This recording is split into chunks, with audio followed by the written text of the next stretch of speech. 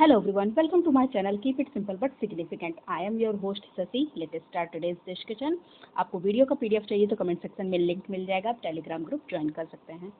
Which are the basin countries of Gulf of Aqaba? Gulf of Aqaba की basin countries कौन कौन सी हैं?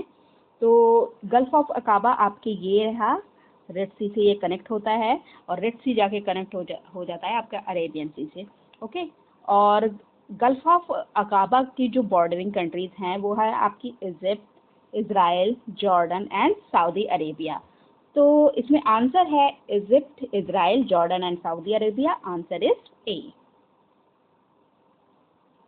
Who among the following said Asia has many people where people are few and few places where people are very many?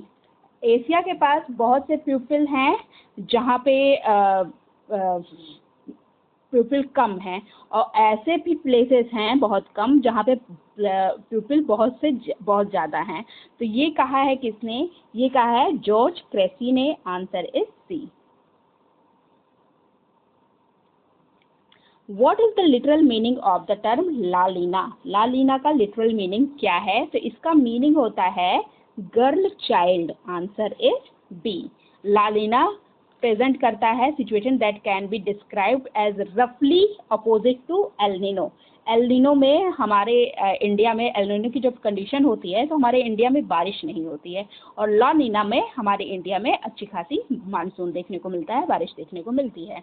और ला नीना का मतलब होता है girl child, और ला नीना में ये वाली कंडीशन होती है. हमारा पेरुवियल दैट इज जो हम्बोल्ट कोस्ट होता है वो ठंडा हो जाता है, और हमारा जो ऑस्ट्रेलियन वाला कोस्ट है ये हो जाता है गर्म, और हमारे इंडिया में भी प्रभावित करता है हमारे क्लाइमेट को, और मानसून अच्छा खासा हो जाता है. Cassini mission was sent to study what? किसके स्टडी के लिए कैसिनी मिशन भेजा गया था? तो ये मिशन था किसके लिए? सैटर्न के लिए. Answer is A.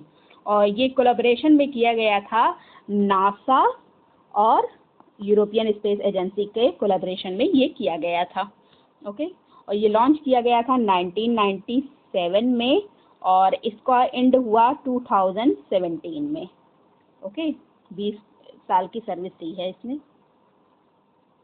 Which of the following layers of Earth's atmosphere is the coldest layer? Coldest layer है अर्थ के एटमॉस्फेयर की कौन सी? तो ये है आपकी mesosphere. Answer is C. Mesosphere जो है वो कोल्डेस्ट लेयर होती है, और वार्मेस्ट कौन सी होती है? ये आपकी जो ये ट्रोपोस्फीयर नहीं, थर्मोस्फीयर है. ओके, आपका जो थर्मोस्फीयर होता है सबसे वार्मेस्ट होता है. Next question. Which of the following pertains to study of landform? Study of landform को क्या कहा जाता है? तो इसको कहा जाता है geomorphology. Answer is A. Okay, next question. Child sex ratio as per the provisional result of the 2011 census in India is? तो चाइल्ड सेक्स रेशियो 2011 के सेंसस के हिसाब से कितना था? तो ये था 914. Answer is D. That is 914 लड़कियां पर 1000 मेल पे. Okay. Blue revolution is related to what? तो ब्लू रेवोल्यूशन जो है वो रिलेटेड है फिश प्रोडक्शन से. Answer is B. Okay, blue revolution is the water equivalent of the green revolution. जैसे ग्रीन रेवोल्यूशन में क्या, जो हमारे मतलब खाद्यान्न उत्पन्न किए जाते हैं वो था ग्रीन रेवोल्यूशन, और अभी यही काम मरीन में किया जाए, मतलब वाटर रिसोर्सेस में किया जाए, तो उसको ब्लू रेवोल्यूशन कहा गया. Which among the following matches of industry and their places are correct? Industry है, प्लेसेस दिए गए हैं, कौन सा करेक्ट है? तो मशीन टूल्स पिंजौर में बिल्कुल ठीक, एयरक्राफ्ट बेंगलुरु में बिल्कुल ठीक, पेट्रोकेमिकल्स बोंगैगॉन में ये भी ठीक, कॉटन टेक्सटाइल कोयम्बटूर में ये भी ठीक. सारे के सारे ही करेक्ट हैं. सो the answer is D, all of the above. Answer is 1, 2, 3 and 4. Yellow revolution is associated with the production of which of the following? किसके प्रोडक्शन से रिलेटेड है येलो रेवोल्यूशन? तो येलो रेवोल्यूशन जो है वो संबंधित है ऑयल सीड्स से? Answer is D.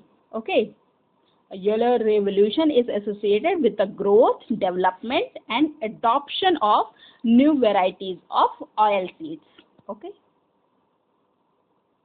Saffron is produce in which of the following places of Uttar Pradesh? Uttar Pradesh के किस प्लेस पर प्रोड्यूस होता है सैफरन? तो ये प्लेन एरियाज जो हैं वहाँ पे प्रोड्यूस होता है सैफरन। इसको कहा जाता है केसर। ओके, सैफरन को केसर कहा जाता है और ये प्रोड्यूस होता है प्लेन एरिया में और मेनली अलीगढ़ में ये प्रोड्यूस किया जाता है। The biosphere reserve programme was launched in India in which year? किस ईयर में लॉन्च किया गया बायोस्फीयर रिजर्व प्रोग्राम? तो ये लॉन्च किया गया था 1986 में। Answer is A. There are total number of 18 biosphere reserve in India और सबसे पहला आपका कौन सा था? Nilgiri biosphere reserve. Which among the following about the coral reefs are correct? Coral reefs के लिए करेक्ट स्टेटमेंट पूछ रहा है। Correct option, it is significant part of the ecosystem. Ecosystem का सिग्निफिकेंट पार्ट है, बिल्कुल ठीक। It acts like the century to the marine life. Marine life के लिए सेंचुरी का के जैसा काम करता है, बिल्कुल ठीक है। It protects the coast line from erosion. Erosion से बचाता है कोस्ट लाइन को, ये भी ठीक है। सारे के सारे करेक्ट हैं। सो the answer is D 1, 2, 3। Answer is D. The traditional system of irrigation which was found in cold desert is known as by which of the following name? तो ट्रेडिशनल सिस्टम है इरिगेशन का और cold desert में पाया जाता है, इसको किस नाम से जाना जाता है? तो इसको कहा जाता है cold. Answer is B. Okay, next question. Arrange the following mountain ranges of India from north to south. North से साउथ मतलब ऊपर से नीचे की तरफ जाना है। तो सबसे पहले देखिए आपका अरावली, ये रहा आपका अरावली। अरावली सबसे पहले, उसके बाद विंध्यायन, यहाँ पे है आपका विंध्यायन, और उसके बाद आपका कौन सा रहेगा? सतपुरा, ये रहा आपका सतपुरा। तो 1, 3, 2 और उसके बाद आपका अजंता। अजंता आपका कहाँ देखने को मिलता है? अजंता आपका महाराष्ट्र में देखने को मिलता है।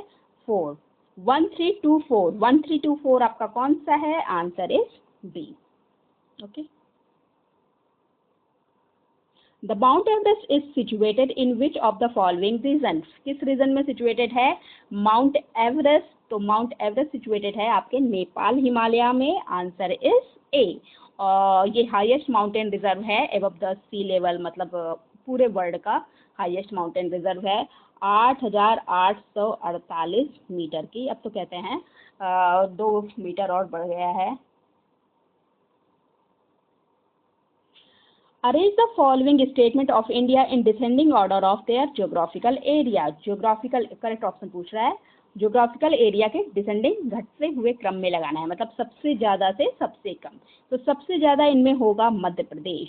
ओके, मध्य प्रदेश का सबसे ज़्यादा एरिया है। उसके बाद महाराष्ट्र का है, फिर उसके बाद उत्तर प्रदेश का है, उसके बाद आंध्र प्रदेश का है। So the answer is what? 2, 3, 4, 1। 2, 3, 4, 1 answer is सी।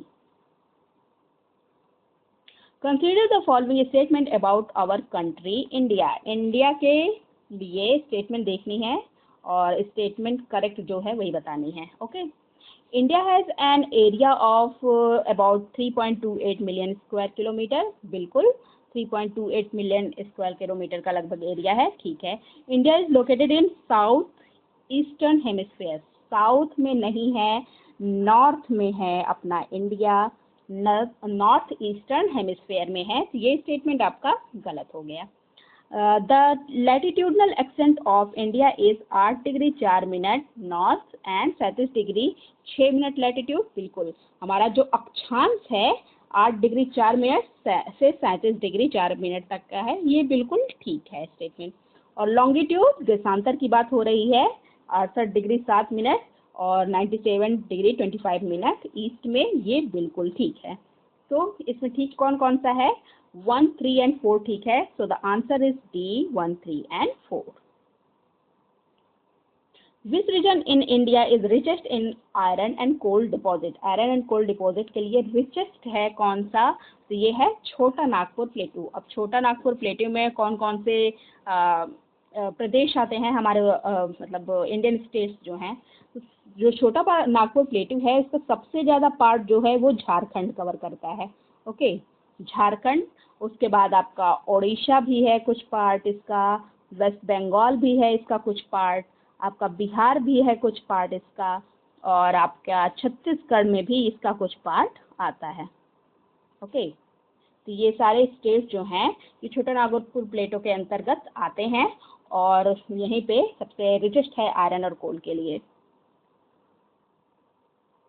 झूम ओनन पोडुम पेवार etc are example of which of the following? किसका एग्जाम्पल है ये? तो ये शिफ्टिंग कल्टीवेशन का एग्जाम्पल है। Answer is B, slash and burn cultivation is ही इसको कहा जाता है। That's all for today. If you like my video, please do like, comment, share and subscribe. Thank you.